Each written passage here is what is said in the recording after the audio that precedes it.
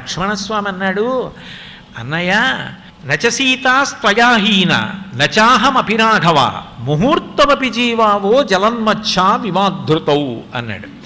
అన్నయ్య ఈ మాట నాకే చెప్పావే, వదినకు కూడా చెప్పచ్చుగా. వదిన వెళ్ళిపోయి అంతఃపురంలో ఉన్నా భరతుడు అంత సాహసం చేయడుగా, కౌసల్యమ్మ జోలికి కానీ సుమిత్రమ్మ జోలికి కానీ వెళ్ళడుగా, దశరథ మహారాజు గారు నేను చేయడుగా. కాబట్టి వదిన అంతఃపురానికి వెళ్ళిపోయినా అదే ఫలితం వస్తుంది, వాళ్ళు రక్షింపబడతారు. మరి వదిన ఎందుకు వెళ్ళిపోమనలేదన్నయ్య అంటే, వదిన నిన్ను విడిచి ఉండి అంతఃపురంలో మనుగడ చెయ్యలేదని నీకు తెలుసు, నిన్ను విడిచి ఉండలేదని తెలుసు, అందుకని సీతమ్మని పంపవు. నన్ను వెళ్ళమన్నావు, అన్నయ్య నేను వెళ్ళిపోతాను నువ్వు వెళ్ళిపోమ్మంటే. కానీ వెళ్ళిపోయిన వాడిని ఎంతసేపు ఉంటానో అని తెలుసా అన్నయ్య? నచ సీతాస్త్వయాహీనా నచాహమపి రాఘవ ముహూర్తమపి జీవావో జలన్మచ్చా వివాధృతౌ. బాగా లోతైనటువంటి ఒక చెరువులో ఆడుకుంటున్నటువంటి చాపని ఒక వ్యక్తి చేతితో పట్టుకుని పైకి తీసి ఒడ్డున విసిరివేస్తే అది ఒంటికి తడి ఉన్నంతసేపు ఎగురుతూ కొట్టుకుని ఒంటి తొడి ఆరిపోయిన తరువాత ఇక ప్రాణమును విడిచిపెట్టినట్టు, నేను వెనక్కి తిరిగి చూస్తున్నప్పుడు నువ్వు నాకు ఎంతసేపు కనపడతావో అంతసేపే ప్రాణములతో ఉండి నువ్వు కనపడడం ఆగిపోగానే మరణిస్తానన్నాయా, నేను ఉండలేను నిన్ను విడిచని చెప్పుకున్నాడు లక్ష్మణుడు. లక్ష్మణుడు రాముణ్ణి విడిచి ఉండడు. భక్తి ధర్మము ఒకదాన్ని ఒకటి విడిచిపెట్టి ఉండవు. అందుకే ధర్మము గుణములుగా మారుతుంది. ధర్మాత్ముడు చేసేవి ఏ ఉంటాయో అవే గుణములవుతాయి. అందుకే రామ కథలో రాముడివన్నీ గుణ సంబంధమయ్యాయి. ధర్మము గుణములవుతుంది. ధర్మము ఎప్పుడూ కూడా అధర్మము కాదు. ఎందుకనంటే దైవభక్తి చేత పక్కన లక్ష్మణుడు ఉండాలి. మూడవది భరతుడు. భరతుడు శ్రద్ధ.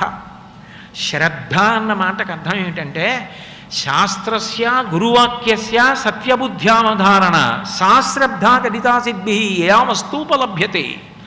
శ్రద్ధకున్న లక్షణం ఏమిటంటే, ఇది గురువుగారు చెప్పారు కాబట్టి నేను గురువుగారి మాట వదిలిపెట్టను, ఇది శాస్త్రము చెప్పింది కాబట్టి నేను దానిని విడిచిపెట్టను. శాస్త్రము చెప్పినదేదో అది సత్యము, గురువుగారు చెప్పినదేదో అది సత్యము. అవి నేను పట్టుకుంటాను, అవి నేను పట్టుకుంటే నాకు అన్నీ వస్తాయని వాళ్ళు చెప్పారు అని గురువు మీద శాస్త్రం మీద నమ్మకంతో భక్తితో అనుష్ఠించుకుంటూ వెళ్ళిపోతాడు తప్ప దైవం నా పక్కన ఉండాలని శ్రద్ధావంతుడు కోరడం. భక్తి లేదా అంటే ఉంటుంది, కానీ ఎప్పుడూ దేవుడే పక్కన ఉండాలి అని మాత్రం అడగదు శ్రద్ధ. అందుకే మీరు చూడండి, రామాయణంలో రాముడు పక్కనే ఉండాలని భరతుడు అడగడం. రాముడికి దూరంగా ఉంటాడు కానీ రామ కార్యమే చేస్తాడు. రాముడికి దూరంగా ఉండిపోయి స్వతంత్రంగా ఉండవలసినటువంటి క్షణం ఏర్పడితే శరీరం వదిలేస్తాను తప్ప నేను ఉండనన్నాడు. 14 ఏళ్ల తర్వాత నువ్వు రాకపోతే మాత్రం నేను ఉండనన్నాడు. అందుకే మీరు చూడండి, మీకు ఈ విషయాలు రామాయణం పైకి చెప్పకుండా చెప్తుంది, అది రామాయణ వైభవం. ఒకానొకప్పుడు రామలక్ష్మణులు ఇద్దరూ అరణ్యవాసానికి వెళ్ళిపోయారు. ఎందుకు వెళ్ళిపోయారు అంటే, రామకథ మీకు తెలియందేం కాదు. తెల్లవారితే యవరాజ్య పట్టాభిషేకం చేస్తానన్నాడు దశరథుడు. చైత్ర శ్రీమాన్ ఇయం మాస పుణ్య పుష్పితకానన యవ్వరాజ్యాయ రామస్య సర్వమే ఉపకల్ప్యతాం అన్నాడు. ఇది చైత్రమాసం, చెట్లన్నీ పుష్పిస్తాయి, వసంత ఋతువు, నేను రాముడికి యవ్వరాజ్య పట్టాభిషేకం చేస్తా అన్నాడు. రాత్రికి రాత్రి కైకమ్మ బుద్ధి మారిపోయింది. దేవతలు ఆమె బుద్ధిని మార్చారు.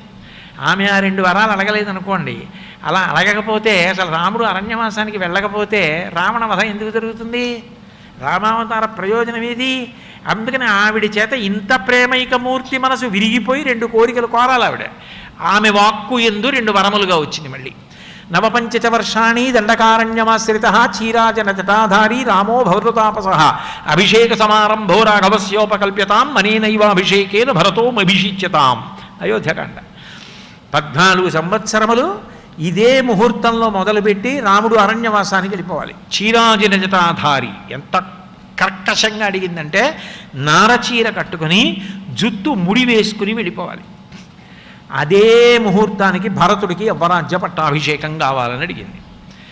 రాముడు అరణ్యవాసానికి వెళ్ళిపోయాడు. ఇప్పుడు రాముడు అరణ్యవాసానికి వెళ్ళిపోవడానికి పరమ కారణం ఏది అని వెతికారనుకోండి. మీరు వెతికితే మందర తగిలింది. ఎందుకని అంత ప్రేమైకమూర్తి కైకమ్మ మనసు ఎందుకు విరిగిపోయిందండి అంటే, మందర చాడీలు చెప్పింది విందండి. చెప్తే మాత్రం కైకమ్మ వినడం ఏమిటండి అంటే అసలు చెప్పకుండా ఉంటే పోతుంది కదండి. అమృత భాండం లాంటి కుటుంబాన్ని పాడు చేసేసింది దుర్మార్గురాలు. రాత్రికి రాత్రి వెళ్ళి ఎన్ని కబుర్లు చెప్పేసిందండి అంటాం. రాముడు అరణ్యవాసానికి, లక్ష్మణుడు అరణ్యవాసానికి, సీతమ్మ అరణ్యవాసానికి వెళ్ళిపోయి అంతఃపురం అంతా శోకమూర్తులైపోయి ఉన్నారు. దశరథుడు కూడా మరణించాడు. భరత శత్రుఘ్నులు ఇద్దరూ ఓ మూల కూర్చుని ఏడుస్తున్నారు. అప్పటికి మంచి మాటలు నాకు హితోపదేశం చేశావేమి గూని ఆ మందరకి, ఆ గూనికి మంచి బంగారు ఆభరణం చేయించింది కైకమ్మ. అంటే ప్రీతి కలిగితే అలా ఉంటుంది. అది పెట్టుకుని ఒంటి నిండా ఆభరణాలు వేసుకుని మందర వెడుతోంది. వెడుతుంటే శత్రుఘ్నుడు చూసి అన్నాడు, అక్కడ ఉన్న పరివారం అన్నారు, అసలు ఇంత గొప్ప మీ అంతఃపురంలో కలకలం ఆవిడ వల్ల పుట్టింది. ఆమె చూడండి ఎంత సంతోషంగా విడుతోందో అన్ని ఆభరణాలు వేసుకుని, అందరూ ఏడుస్తుంటే ఆవిడ సంతోషంగా విడుతోందన్నారు. ముందు వెనకల చూడలేదు శత్రుఘ్నుడు. వెంటనే వెళ్ళిపోయి ఆమె ఆభరణాలన్నీ చిందరవందర అయిపోయేటట్టుగా కొప్పట్టుకుని ఈడ్చుకుంటూ భరతుడి దగ్గరికి తీసుకొచ్చి కత్తి పైకెత్తి కంఠం నరికేయడానికి సిద్ధపడ్డాడు. ఆ కోపంలో పెదవులు అదిరిపోతూ కత్తెత్తేసి ఇంకా కిందకి నరికేయడానికి సిద్ధంగా ఉన్న శత్రుఘ్నుణ్ణి ఆపడం అంత తేలిక కాదు. భరతుడు ఒక్కటే మాట అన్నాడు, ఇమామపి హతాం కుబ్జాం యది జానాసి రాఘవ త్వాం మాం చైవ ధర్మాత్మ నాభిభాషిష్యతే ధ్రువం. ఓ శత్రుఘ్నుడా, చంపేయి మందర్ని, కానీ తనకి రాజ్యం పోవడానికి అరణ్యవాసానికి కారణమైన ఈ మందరని మన అన్న రాముడు చంపలేదే, లక్ష్మణుడు చంపలేదే. అంటే నాకు చేత కాదు మీకు చేతనైందా, మీరెందుకు చంపారు ఆమెని అని రాముడు మనని చూసి ముఖం తిప్పుకుని అరణ్యానికి వెళ్ళినప్పుడు మాట్లాడడు. అట్లా మాట్లాడకపోయినా పర్వాలేదనుకుంటే చంపేయి అనగానే కత్తి పక్కన పారేసి నాకు రాముడు కావాలి ఇది ఎందుకని వచ్చేసాడు. శ్రద్ధ ఏం కోరుతుంటుందంటే ఎక్కడున్నా ఈశ్వరుడితో ఉండడాన్ని, ఆయన వాక్కుని పరిపాలించడాన్ని కోరుతుంది. అది భరతుడు. శత్రుఘ్నుడు శత్రూన్ హంతీతి ఇది శత్రుఘ్న, శత్రువులను గెలిచినవాడు. ఎవరు శత్రువు అంటే లోకంలో అందరికన్నా పెద్ద శత్రువులు ఎవరంటే ఇంద్రియములు. ఇంద్రియముల కన్నా పెద్ద శత్రువులు లోకంలో ఎవరికీ ఉండవు. ఎందుకంటే ఇంద్రియాణి బలిష్టాని నియుక్తాని మానద అపక్వస్య ప్రకుర్వంతి వికారాం స్థాననేకశః అంటాడు వ్యాసుడి దేవి భాగవతంలో. ఇంద్రియములంత శక్తివంతమైనవి ఏవి ఉండవు.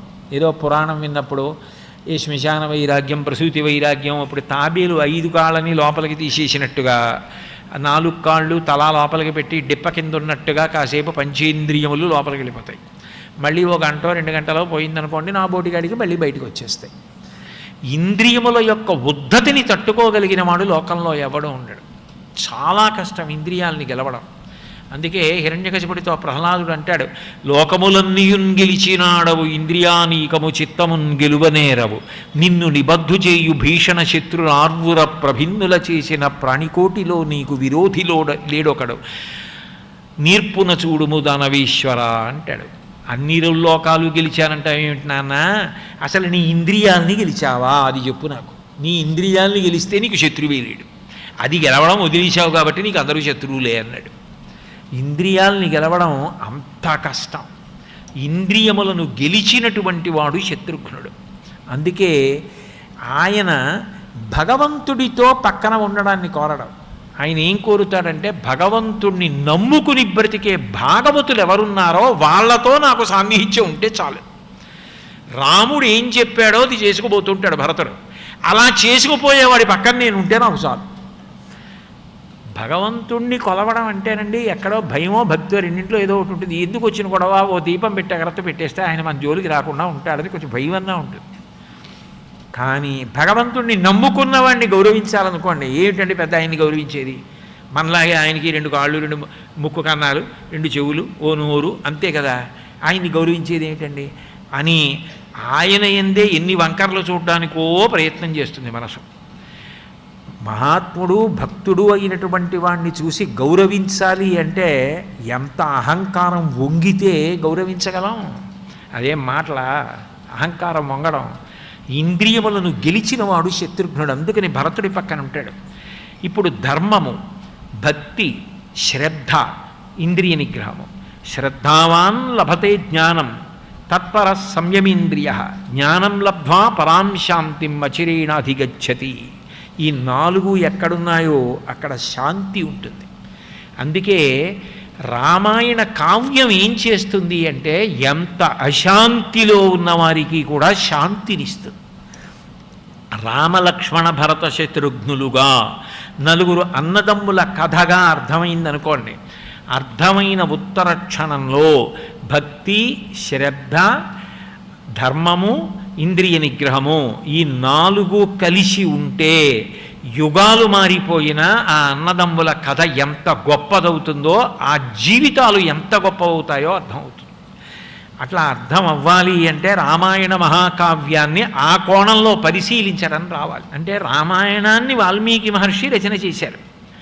వాల్మీకి మహర్షి రచన చేయగానే రామాయణ కథ వినగానే మొట్టమొదట ఎవరికి సంతోషం కలిగింది అంటే ఎవరు విన్నాడో ఆయనకు కలిగింది. ఎవరు విన్నాడు రామకథ? మొట్టమొదట వాల్మీకి మహర్షి విన్నారు. ఎందుకని? నారదుడు వచ్చాడు ఆశ్రమానికి. వస్తే ఆయన ఒక ప్రశ్న వేశాడు. కోన్వస్మిన్ సాంప్రదం లోకే గుణవాన్ కశ్చ వీర్యవాన్ ధర్మజ్ఞశ్చ కృతజ్ఞశ్చ సత్యవాక్యో దృఢవ్రతః చారిత్రేణ చ కో యుక్తః సర్వభూతేషు కో హితః విద్వాన్ కః సమర్థశ్చ కశ్చైక ప్రియదర్శనః ఆత్మవాన్ కో జితక్రోధో ద్యుతిమాన్ కో నరసూయకః కస్య బిభ్యతి దేవాశ్చ జాతరోషస్య సంయుగే. 16 గుణములు, ఉత్తమ గుణములు పరిపూర్ణముగా కలిగిన నరుడు ఈ కాలమునందు ఎవరున్నారని అడిగాడు. అప్పుడు సంక్షిప్త రామాయణం, సంక్షేప రామాయణ కథ నారద మహర్షి చెప్పారు. విన్నారు వాల్మీకి మహర్షి. తపస్వాధ్యాయనిరతం తపస్వీ వాగ్విదాంబరం నారదం పరిపప్రచ్చర్వాల్మీకిర్మునిపుంగవం. తపస్వి అయినటువంటి వాల్మీకి మహర్షి గొప్ప తపస్వి.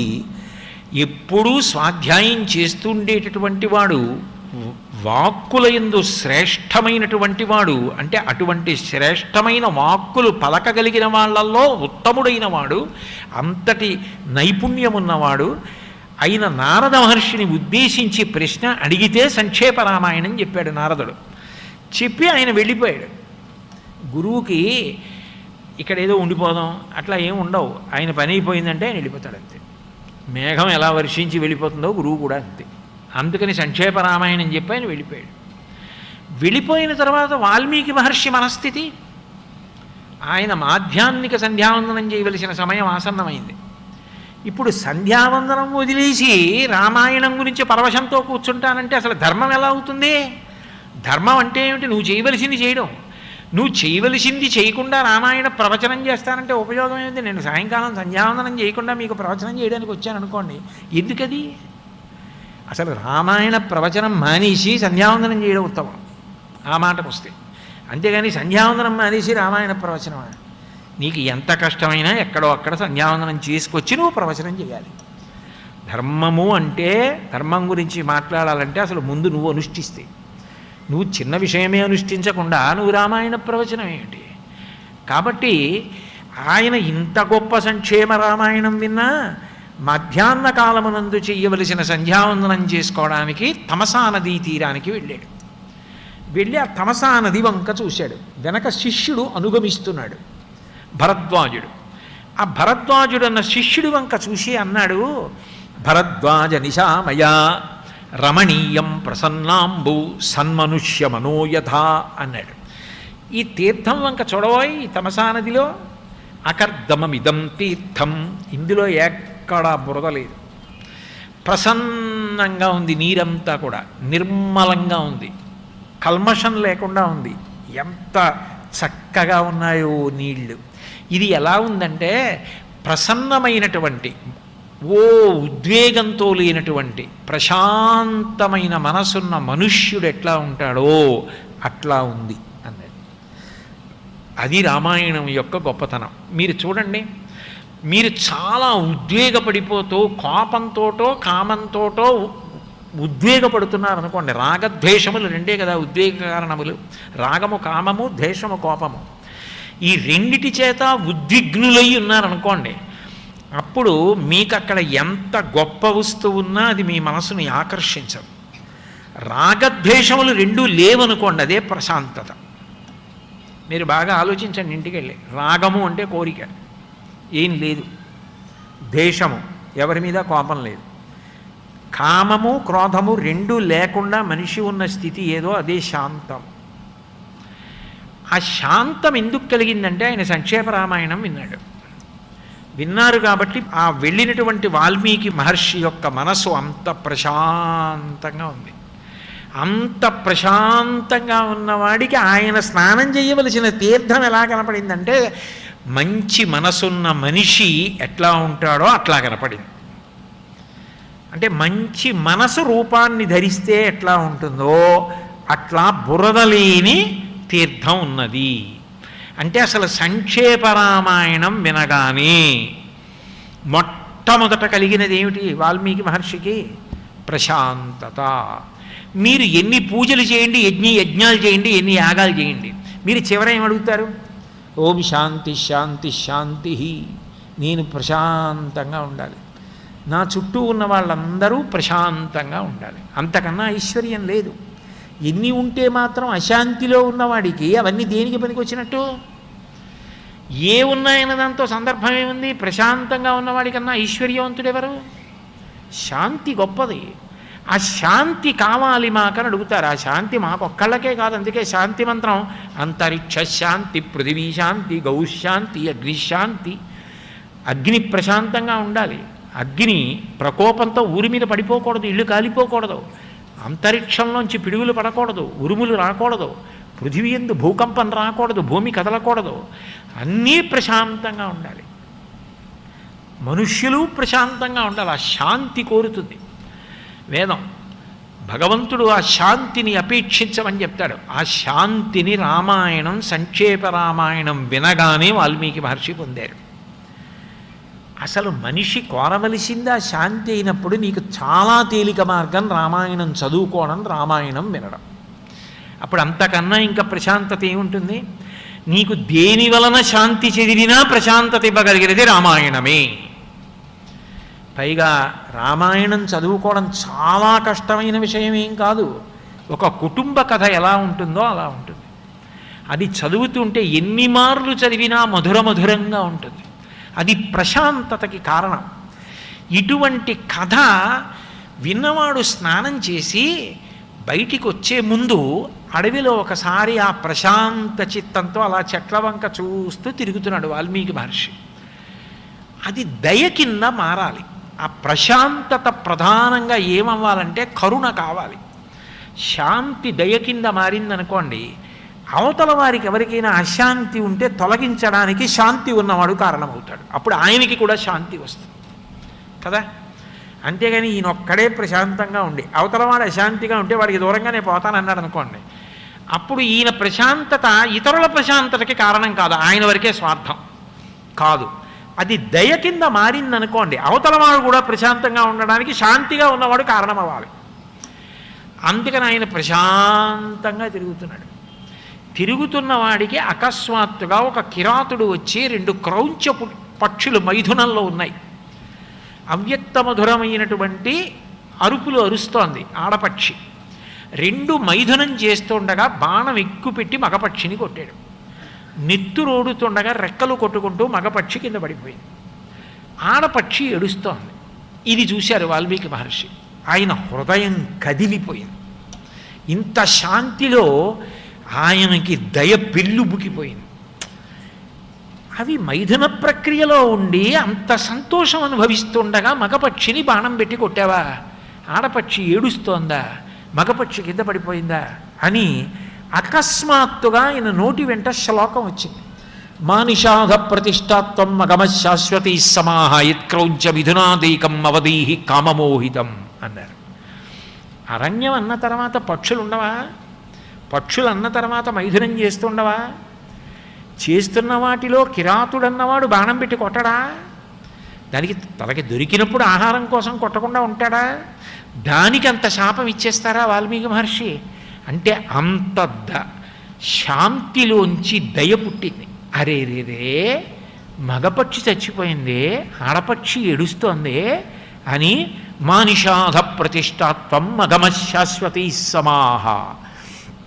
క్రీడిస్తున్న క్రౌంచ పక్షులలో దారుణంగా మగపక్షిని చంపిన కిరాతుడా, నీవు ఎక్కువ కాలము జీవించి ఉండకుండెదవుగాక, అంటే త్వరలో మరణించదవుగాక అని శపించారు. ఆయనే ఆశ్చర్యపోయారు. శాపం అంటే కోపంలోంచి రావాలి. శాపం ఎప్పుడు ఇస్తారు? కోపం ఉంటే శాపం ఇస్తారు. ఆయన ప్రశాంతంగా ఉన్నారు, ఆయనకి రాగద్వేషాలు లేవు. అప్పుడు కోపంలోంచి రావలసిన శాపం ఎలా వచ్చింది నాకు? ఇంత శాపం ఎందుకు ఇచ్చాను నేను శాపమే ఇచ్చానా, ఇంకేమైనా ఉందా దీని వెనక ఆలోచించారు. ఆయనకు ఒకటి అర్థమైంది, ఇది ఛందోబద్ధ శ్లోకం. ఈ శ్లోకాన్ని ఇంకొక కోణంలో ఆలోచిస్తే ఇది రామాయణం. మా నిషాద, లక్ష్మీపతి అయిన ఓ శ్రీమన్నారాయణుడా, కామమోహితుడైన రావణాసురుడు పతివ్రత అయిన మండోదరితో కలిసి నువ్వు క్రీడిస్తూ ఉండగా ధర్మ సంస్థాపనార్థమై అవతరించినటువంటి శ్రీమన్నారాయణుడు రామచంద్రమూర్తిగా బ్రహ్మాస్త్రం వేసి రావణాసురుణ్ణి పడగొట్టేస్తే క్రౌంచి అయినటువంటి ఆ మండోదరి పడిపోయి మరణించిన రాముని చుట్టూ తిరిగి ఏడుచుచున్నది అన్న అర్థం వచ్చింది. రామాయణం అంతా శ్లోకంలోకి వచ్చింది.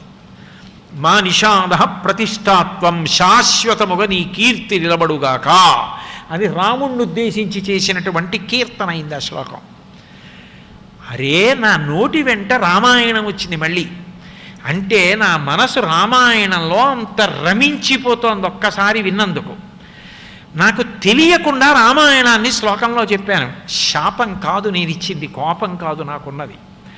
నా శాంతము దయగా మారింది, దయలో ఉంచి రామాయణం పుట్టింది.